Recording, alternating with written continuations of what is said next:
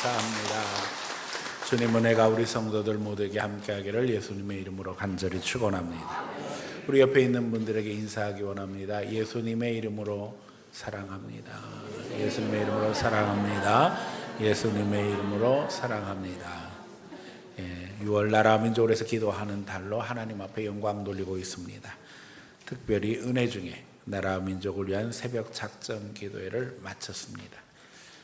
평균 100명 정도씩 매일 참석했고 59명의 개근이 있었습니다. 더욱 감사한 것이 13명의 어린이가 개근했어요.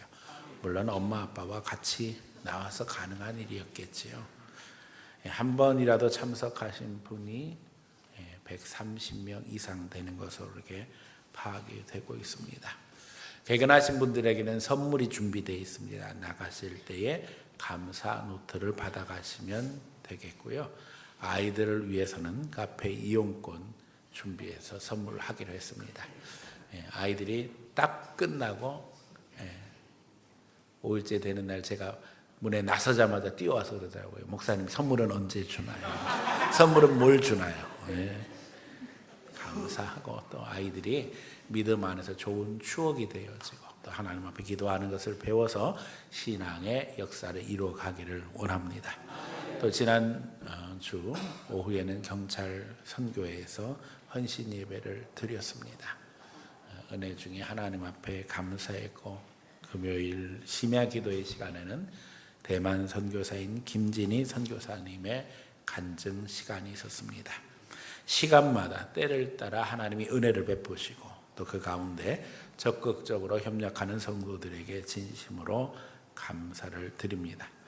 그런 가운데 2024년 한 해의 절반이 벌써 지나갔습니다.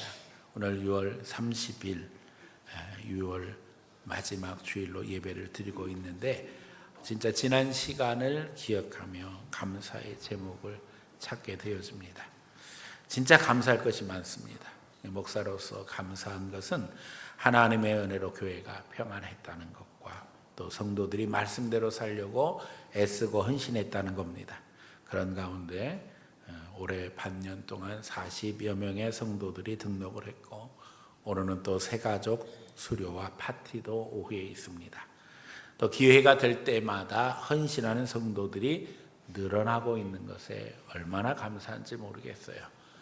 갑자기 이제 아프리카 남아공에서 청소년들이 여기 한국에 방문하게 되었는데 서울에서 거처할 곳이 마땅치 않다고 연락받아서 함께하게 됐는데 이불도 모자르고 벽에도 모자르고 막 이런데 이제 제가 광고하자마자 우리 교인들이 제가 벽에 하겠습니다. 제가 이불 하겠습니다. 이래가지고 다 채워져서 넉넉한 장소는 아니지만 또 이번 주간 4일 동안 우리 교회에서 함께 지내게 될 것 같습니다.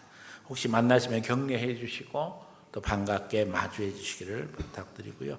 수요일 저녁에는 우리 그 아프리카에서 온 청소년들이 하나님 앞에 특별 찬양을 하게 되어집니다. 평소에 수요 예배 우리 많이 못 나오는데 좀 더 나와서 함께 하나님 앞에 영광 돌릴 수 있는 기회가 되었으면 합니다. 특별히 다음 주는 이제 맥주 감사절이고 교회 설립 기념일이기도 합니다. 우리가 절기 때는 특별히 일부 예배가 없고 11시 예배만 있고 또 주일학교 부서에 우리 어린 영호들까지 다 함께 참여해서 예배하게 됩니다. 온 가족이 함께하고 또 안 나오는 가족들까지 초청할 수 있는 기회가 되기를 원합니다. 우리 청년부에서 예배전 찬양을 준비하고 또 예배 시간에 헌금송으로 영유아부, 초등부, 중고등부 함께 지금 준비를 하고 있습니다. 그들의 찬양 속에 하나님이 축복하시고 또 그 가운데 우리에게 은혜가 넘치는 시간이 될 수 있도록 여러분 기도로 함께 하시기 바랍니다. 감사하며 찬양할 것뿐이 없어서 오늘 시편 33편으로 하나님 앞에 영광 돌리려고 합니다. 오늘 우리가 읽은 본문은 너무나도 잘 아는 내용이지요. 그 가운데 감사의 제목을 찾아 하나님 앞에 영광 돌리기를 원해서 의인의 찬양이라는 제목으로 말씀드리려고 합니다. 오늘 우리가 읽은 본문 시편 34편 너희 의인들아 여호와를 즐거워하라 찬송은 정직한 자들의 마땅히 할 바로다 이렇게 시작이 되어지는데 의인의 제목 의인의 찬양이라는 제목으로 말씀 증거할 때에 주님 은혜가 함께하며 또 여러분 주님 앞에 찬양으로 서는 시간 되기를 예수님 이름으로 간절히 축원합니다. 첫 번째 세계를 지으시고 주관하시는 하나님을 찬양하자는 것입니다. 우리가 주를 찬양하는 이유는 우리 하나님이 우리의 주인이시기 때문입니다.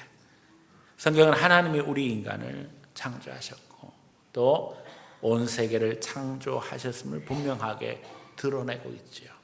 무엇보다도 인류를 창조하신 이유를 하나님 앞에 찬양하게 하심이라고 기록하고 있습니다. 이사야 43장 21절에는 이 백성은 내가 나를 위하여 지었나니 나의 찬송을 부르게 하려 함이라 하셨어요. 하나님은 인간을 인격적인 존재로 만드셨으므로 자발적으로 하나님을 찬송하는 존재로 세우시기를 원하셨다는 겁니다. 그러므로 찬양은 하나님을 인정하는 것이며 그 가운데 우리가 기쁨과 즐거움을 담는 것입니다.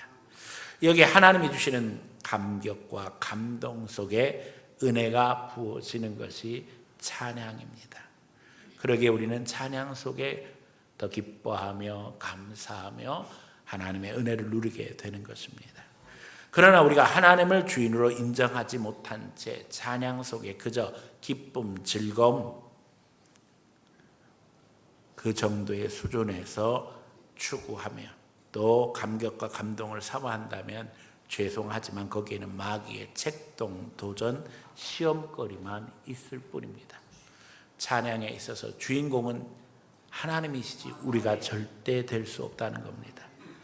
그래서 실제로 교회 사역에서 찬양대, 찬양단은 감당해야 할 시험거리가 많이 있습니다. 실력의 수준, 헌신도의 차이가 다양한 가운데 하나가 되는 것은 쉽지 않습니다.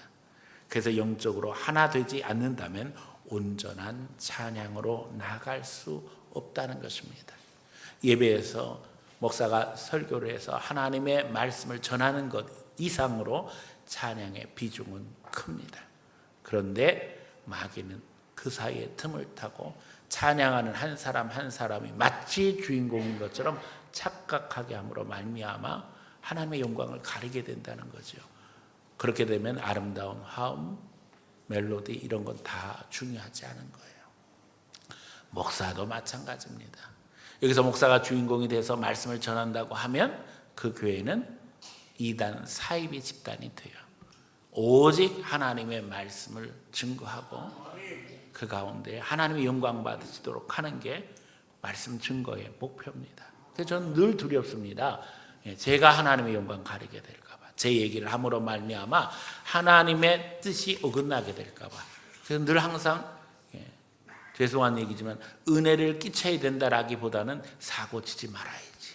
이게 설교하러 올라올 때의 마음가짐이에요.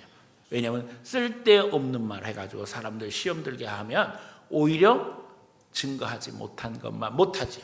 그래서 항상 두려운 마음으로 말씀 증거하고 있습니다. 우리 찬양하는 분들도 하나님 앞에 두렵고 떨리는 마음으로 찬양하기 원하며 그 가운데 주님의 도구로 하나님의 영광 드러내기를 축원합니다.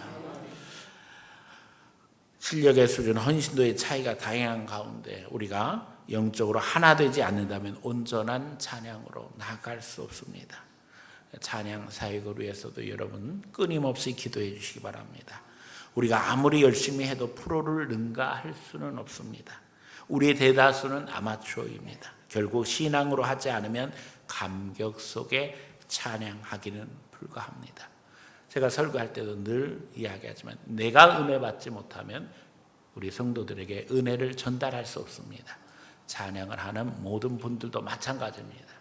하나님 앞에 찬양으로 영광 돌리며 내가 은혜 받지 못하면 교인들에게도 은혜를 전달할 수 없다는 것입니다. 특별히 개인적으로 찬양할 때마다 또 성도들 앞에서 찬양하는 모든 찬양 사역자들도 잊어버리지 말아야 할 것은 왜 내가 찬양하고 있는지를 묵상해야 한다는 것입니다. 6절부터 7절 우리가 잘 아는 말씀이고 오늘 본문에 기록되어 있는 내용이죠. 여호와의 말씀으로 하늘을 지음이 되었으며 그 만상을 그의 이 기운으로 이루었도다. 그가 바닷물을 모아 무더기같이 쌓았으며 깊은 물을 곳간에 두시도다. 천지를 지으신 하나님을 묵상하며 날마다 하나님의 은혜에 감격 감사해야 된다는 겁니다. 여러분, 생각할수록 세상은 신비하고 놀랍습니다. 이제 여름 되면 바닷가에 우리가 다 피서를 가게 되어지요. 파도가 차서 막 물이 몰려오는데 여러분 놀랍잖아요. 딱 정한 곳 이상은 넘어오지 않습니다. 정한 곳 이상 넘어온다 그러면 그 바닷가에 있는 사람들이 어떻게 되겠어요? 전부 그 바닷물에 휩쓸려 가고 말 거예요. 우리는 전혀 감사함 없이 당연한 것 같이 생각하지만 그러나 깊이 묵상해 보면 진짜 감사할 일이죠. 그러니까 우리가 바닷가에 가서 즐겁고 재미있게 피서도 하고 해수욕도 하면서 우리가 놀 수 있는 겁니다. 모든 것이 하나님의 은혜인 줄 믿습니다.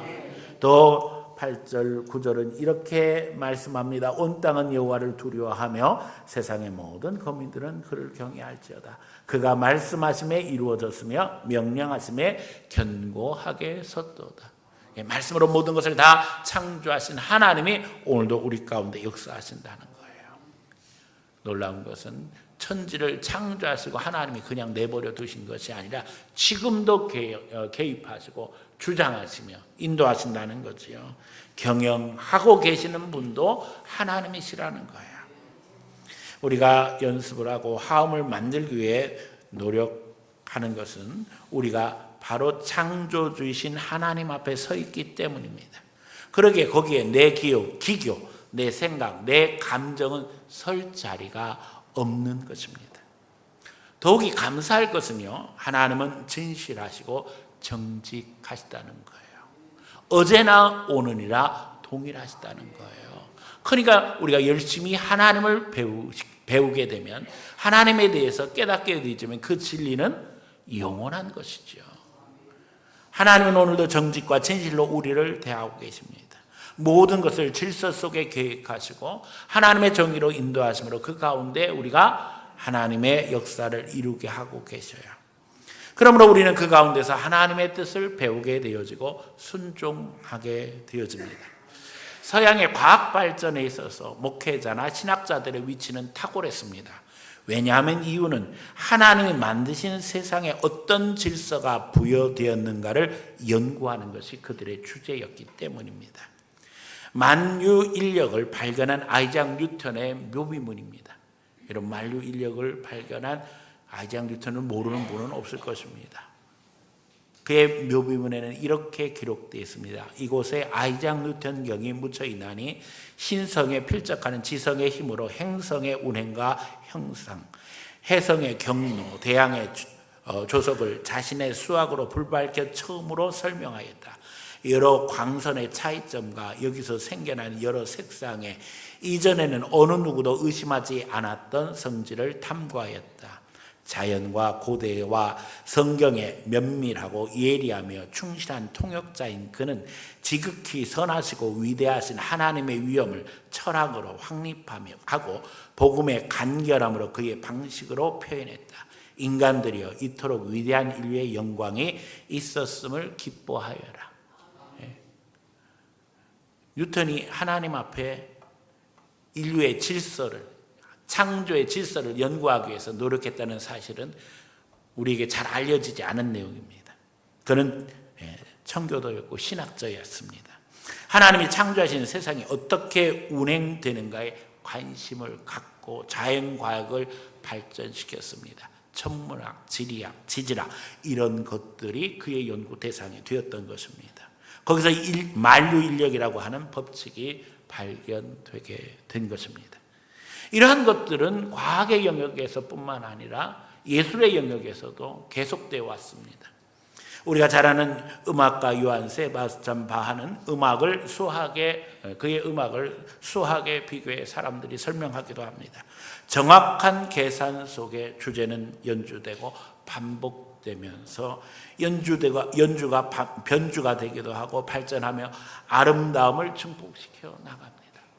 저는 거기서 단순한 주제와 무한한 가능성, 그것이 신앙에 있어서 진리의 단순성과 함께 개인의 삶에 적용되면서 갖게 되는 다양성을 표현한 것이 아닌가 하는 감동을 갖게 되었습니다. 물론 저의 개인적인 해석입니다. 오늘 우리 인류가 살아감에 있어서 과학의 영역에서, 예술의 영역에서 많은 그리스도인들은 하나님을 찬양하며 그 가운데 하나님의 은혜를 깨닫기 위해서 노력해 왔습니다. 오늘 우리는 우리의 삶에 정직하며 진실되게 역사하시는 하나님을 깨달아 알며 그 가운데 주님을 높여야 될 줄로 믿습니다.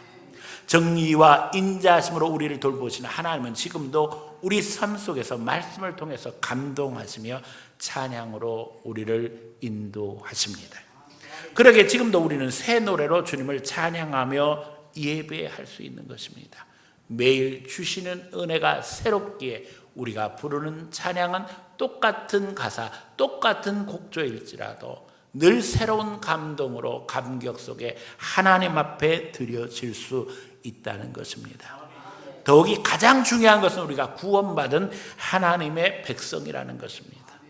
죄 가운데 죽을 수뿐이 없는 우리를 독생자 예수님을 보내심으로 말미암아 구원하셨고, 이제는 이 놀라운 은혜 가운데 하나님을 찬양하게 하셨다는 것입니다. 그러기에 묵상하면 묵상할수록 주님의 은혜는 놀라울 뿐입니다. 기도와 말씀, 찬양 속에 우리의 삶이 예배의 삶이 되기를 축복합니다. 주님의 은혜를 묵상함으로 감격하고 그 가운데 노래하며 그 가운데 신앙을 실천할 수 있는 성도들 되시기를 예수님 이름으로 간절히 축원합니다. 두 번째는 나라를 폐하시며 민족들의 사상을 무효하게 하심을 알자는 겁니다. 우리는 강력한 국가들이 역사 속에 생명을 다하고 사라졌던 것을 알고 있습니다. 수많은 사상들이 등장했지만 그것들은 다 역사 속에 사라졌을 뿐입니다. 그러므로 우리는 하나님 앞에 잠잠하며 겸손해야 한다는 것입니다. 오늘 10절, 11절 여호와께서 나라들의 계획을 폐하시며 민족들의 사상을 무효하게 하시도다. 여호와의 계획은 영원히 서고 그의 생각은 대대에 이르리로다 기록되어 있는 것을 보게 되어집니다. 우리는 시편 33편 12절을 너무나 잘 알고 있습니다. 여호와를 자기 하나님으로 삼은 나라 곧 하나님의 기업으로 선택된 백성은 복이 있도다. 세상 나라의 계획, 그들의 주권은 사라지지만 하나님 앞에 선택된 나라, 하나님을 믿으며 그 가운데 하나님의 기업으로 선택된 백성은 복이 있다는 겁니다. 우리가 지난 한 주간 하나님 앞에 새벽 작전 기도회 하면서 간절히 소원했던 부분은 이 부분이죠. 하나님께서 우리 대한민국에 복 주시고 신앙으로 세워주심으로 말미암아 하나님 앞에 제사장 나라로 사명 감당해야 한다는 겁니다. 국가의 흥망성쇠 모든 것이 다 하나님의 장중에 매여 있다는 겁니다. 천지 만물을 창조하셨을 뿐만 아니라 민족의 영역을 정하시고 그 가운데 나라를 세워서 하나님의 역사를 이루도록 하시는 것이 하나님의 계획 속에 있다는 것입니다. 하나님은 때를 따라 나라를 세우시고 또 때를 따라 나라를 폐하십니다. 다니엘서에 보면 2장에 느부갓네살 왕이 꿈을 꾸는 이야기가 나옵니다. 당시 느부갓네살 왕은 바벨론의 최고 지도자로 세계를 지배하고 있었습니다. 그런데 그가 꿈을 꾸었는데 그 꿈이 아주 중요한 것인 줄은 알겠는데 그 꿈 내용이 기억이 안 납니다. 그래서 바벨론의 박사들을 다 불러놓고 명령합니다. 내 꿈을 기억해서 해몽해라. 아니 이런 억지가 어디 있어요. 꿈은 자기가 꾸고 그 꿈을 알아내서 해몽까지 하라는 거예요. 그래서 다 바벨론의 박사들이 손을 들 때에 다니엘이 하나님을 의지함으로 말미암아 하나님 앞에 기도하고 그 꿈을 알아내 해석하는 내용이 다니엘서에 기록되어 있어요. 왕이 금 신상을 보셨나이다. 그러면서 머리는 금, 그 아래 가슴과 양팔은 은, 그 밑에는 동이고 그 밑에는 철이고 그 밑에는 얼마는 철이고 얼마는 흑인, 그런 금신상을 보았는데 결국에는 뜨인 돌이 날라와서 그 금신상을 무너뜨렸나이다 하는 이야기를 하게 되죠. 그리고 해석까지 합니다. 그 해석에 덧붙여서 이제 우리 시대의 신학자들은 그 느부갓네살 왕의 꿈이 인류 역사를 이야기하는 것이라고 말하죠. 그래서 바벨론은 금의 나라, 은의 나라는 메데파사, 인류 역사에는 페르시아로 알려져 있지요. 이 두 나라는 원래 연합국가였어요. 그 밑에 동의 나라, 헬라 제국, 그 다음에는 로마 제국, 철의 나라, 가장 강력한 나라고, 이제는 얼마는 철이고 얼마는 흑인, 연합국가, 다민족 국가죠. 그래서 지금 우리가 아는 것처럼 세계를 지배하고 있는 미국도 연합국가, 중국도 연합국가, 러시아도 연합국가예요. 그래서 어떻게 생각하면 다민족 국가가 세계를 지배하는 시대가 되었어요. 그런데 그건 다 중요한 게 아니고 뜨인 돌이 날라오더라는 거예요. 그 뜨인 돌은 바로 살아있는 돌 대신 예수님을 이야기하는 거예요.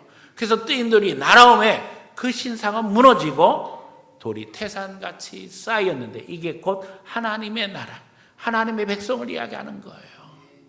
세상 나라는 무너지지만 하나님의 나라는 영원하며 예수 그리스도로 말미암아 하나님의 주권이 이 세상에 세워지는 것을 느부갓네살왕은 꿈을 통해서 보게 되어지고 절대 주권자가 자기 자신이 아니라 하나님이시라는 것을 깨닫게 되어집니다.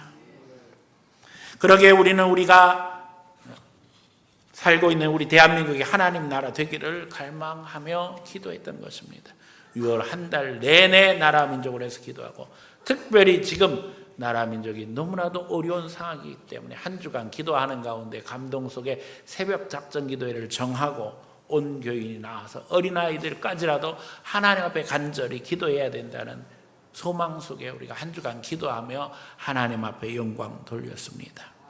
하나님은 이미 우리 대한민국에 많은 복을 주신 줄 믿습니다. 제가 늘 이야기하지만 우리가 복 받는 것도 중요하지만 그 복을 지키는 것이 더 중요하다는 이야기를 강조하잖아요. 이미 받은 은혜를 지켜야 되는데 어떻게 지킬 것인가 두렵고 떨리기가 그지없습니다. 우리가 겸손함으로 하나님께 세우심을 입고 하나님의 영광을 드러낸 나라가 되기를 더 간절히 기도해야 할 줄로 믿습니다. 우리의 한계는 너무나도 분명합니다. 우리 대한민국이 많은 축복을 받았음에도 불구하고 우리의 한계가 분명한 것은 사방을 돌아보아도 우리를 도와줄 곳이 없다는 거예요. 하나님이 도와주셔야만 이 나라가 유지될 수 있고 또 그 가운데 하나님의 축복을 유지할 수 있다는 겁니다. 얼마 전에 러시아의 푸틴이 북한을 방문해서는 한국 전쟁에 개입하겠다는 의사를 분명하게 하고 떠났어요. 우리는 하나님 앞에 기도할 뿐이 없지요. 신냉전 체제로 불려지는 새로운 변화가 세계에 펼쳐지고 있습니다. 중국과 미국이 우호 관계를 갖게 되어지면서 우리 대한민국이 무역을 통해서 많은 경제적 유익을 누려왔습니다. 그러나 이제 신냉전의 개막과 함께 많은 도전을 받고 있습니다. 사실 이미 중국의 도전은 20년 전부터 시작이 되어졌어요. 이것이 선교사에게 그대로 나타났어요. 지난 금요일 간증했던 김진희 선교사님 남편 조수남 선교사가 중국에 가서 사역했는데 이미 20년 전에 강제 추방됐거든요. 그때에 조수남 선교사만 강제 추방된 게 아니라 수백 가정이 추방됐어요. 우리 교단에. 그 당시 한국 교회에서는 이 중국의 삼작교회, 공산당이 세운 교회입니다. 공산당이 인정하는 교회입니다. 공산당원만 목회자가 될 수 있어요. 공산당원만 신학교를 갈 수 있어요. 공산당의 기본은 유물론입니다. 그런데 하나님을 인정하는 교회를 세우고 하나님을 인정하는 목회를 한다는 게 가능하겠어요? 그러니까 보여주기식 교회죠. 그런데도 놀라운 것은 거기에도 하나님 성령이 역사하시거든요. 그래서 선교 정책을 삼자교회 신학교 학생들을 제자 훈련시켜서 바른 신학을 심는 거에 목표를 가지고 거기서 사역했어요. 그러니까 웬만한 중국 사람들보다 더 중국말을 잘하는 수많은 선교사들이 배출되었고, 거기 가서 개혁주의적인 신학을 가르치고 헌신했죠. 몰래 신학생들을 빼돌려서 그들에게 제자 훈련을 시켰는데 결국에는 그게 다 발각되어진 거예요. 그리고 발각되어질 때 선교사만 발각되어진 것이 아니라 선교사에게 교육받는 제자들까지 다 그 명단을 확보하기 위해서 중국 당국에서는 불을 켠 거예요. 조선남 선교사가 체포될 때에 그 수첩을 가지고 있었고, 그래서 그 수첩에 제자들 이름 다 있으니까 그거를 갖다가 넘겨주지 않기 위해서 그 밤에 그냥 고문을 받으면서 그거 빼돌리기 위해서 애쓰고 했다가 결국 고초를 치르고 추방되게 되었습니다. 기가 막힌 일이에요. 다 재산 몰수당하고 그냥 몸만 간신히 빠져나와서 다시 파송돼서 이제 대만 가서 사역했는데 얼마나 충격을 많이 받았겠어요. 결국 50세에 암이 발병했는데 하나님을 기도하면서 치유받았어요. 10년 동안 아무 일도 없었는데 너무 힘드니까 조선남 선교사가 그런 얘기를 했다는 거예요. 나는 30년만 사역했으면 좋겠다. 근데 얼마 전에 30년이 지난 거예요. 60이 되었어요. 갑자기 그 암이 재발하면서 순식간에 퍼져서 척추로 가서는 마비가 오고 한 달 동안 극심히 고통당하다가 세상 떠난 거예요. 기가 막히지 어떻게 생각하면. 그런데 또 부인인 김진희 선교사님이 남편 세상 떠났지만 나는 계속 사역하겠다고, 남편의 뒤를 위해서 계속 사역하겠다고 지금 헌신을 한 상황입니다. 오늘 우리의 한계는 너무나도 분명합니다. 그러나 그 도전 속에서도 하나님 바라보고 이겨야 합니다. 그게 우리의 찬송이고 우리의 예배예요. 우리의 사역이에요. 하나님 앞에 진정 이 나라 이 민족을 하나님께서 지켜주시고 우리가 복음을 증거하는 일에 거침없이 사역함으로 하나님이 주신 축복을 유지해 나가며 한국교회가 예수 생명으로 채워져서 믿음의 사명 감당할 수 있는 귀한 자리에 설 수 있기를 함께 기도하며 함께 사역하며 함께 영광 돌릴 수 있는 성도들이 다 되어지기를 예수님 이름으로 간절히 축원합니다. 세 번째는 우리의 방패 되시는 하나님을 찬양하자는 겁니다. 세계적으로 군비 경쟁의 시대가 되었습니다.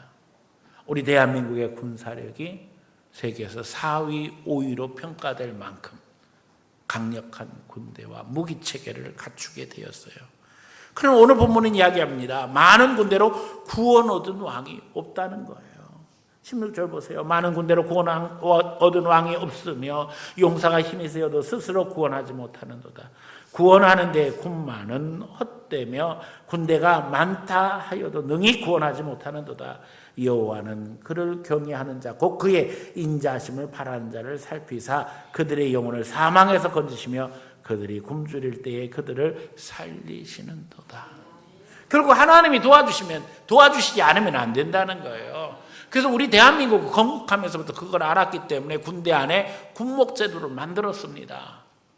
그래서 군목들이 가서 열심히 사역해서 우리 군 장병들 전도해서 하나님의 정병을 만들어야 된다는 것이 대한민국 건국 초기부터 기독교인들의 각오였어요. 그런데 종교다운주의 시대가 되니까 어떤 일이 벌어졌어요?